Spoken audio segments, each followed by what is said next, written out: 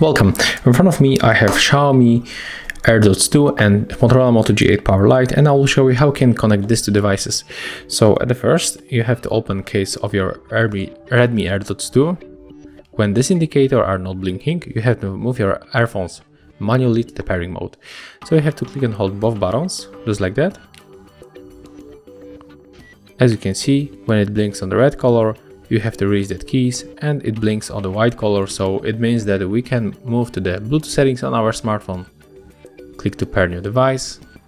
Take a look, they are here, so we have to tap on them once. Click pair, and as you can see, after a few moments, we are connected. And that's it. If you found this video helpful, remember to leave a like, comment and subscribe to our channel.